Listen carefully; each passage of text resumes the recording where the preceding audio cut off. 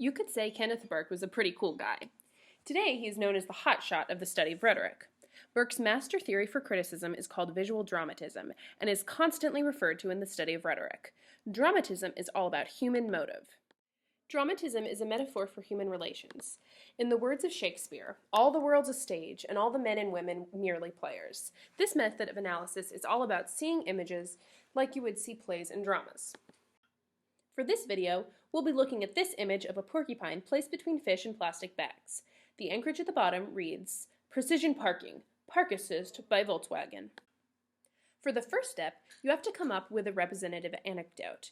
This is essentially a sentence or phrase that captures the essence of the text. There is no definite right or wrong answer as it is the view of the critic, but some answers are certainly better than others. For example, the following picture may have the anecdote, "Vehicles made by Volkswagen are effective at precision parallel parking." Once you've got the representative anecdote, it's time for the pendatic analysis. According to Burke, images have 5 dramatic elements which provide a detailed description of the event. These 5 elements are act, agent, scene, agency, and purpose. I will describe each of these elements in relation to the image. First off is the act, basically what was done. In this image, the act would be the parallel parking job. The next element is agent. Who did it? In this image, the agent would be the porcupine. Next off is scene. Where is this? In this image, the scene would be a tight space between 2 fish and plastic bags. Next is agency. This is asking, what did they do this with? Basically, what were the tools, means, instruments, or mechanisms used to carry out the act? Based on the anchorage, we know that the act was carried out with the assistance of Volkswagen. As the anchorage explains, the agent was assisted in parking by Volkswagen. The final element is purpose. What was the purpose of the image? The purpose of this image is to show how, with the help of Volkswagen, even a porcupine can precisely parallel park in a tight spot.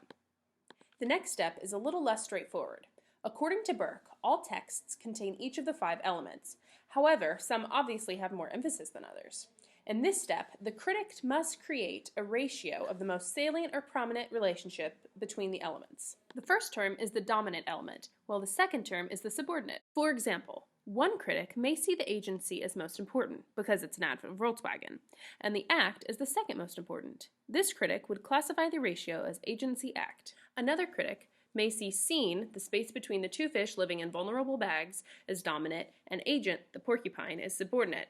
That critic would classify the image as scene-agent. The final step involves taking the ratio from before and interpreting it as an ideology.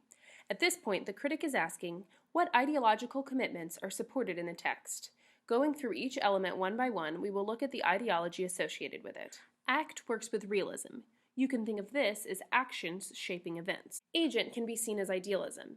Individuals have the power to shape events. Scene is associated with materialism. This is the idea that the environmental conditions shape events. This ideology goes all the way back to Marx and his view of capitalism. Agency demonstrates pragmatism. This is the idea that tools and technology shape events. Concepts like efficiency and utility are important for this ideology. Purpose is shown with mysticism. This is the ideology that abstract ideas and forces shape events. Religion and nationalism are important with this concept.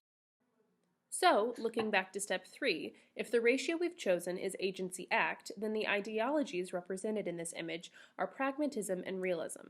As you can see, this straightforward, step-by-step method of criticism is great for determining the ideologies shown in images.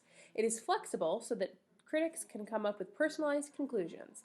And it was created by Kenneth Burke, who after working through his theory of visual dramatism, seems to me to be a pretty fun guy.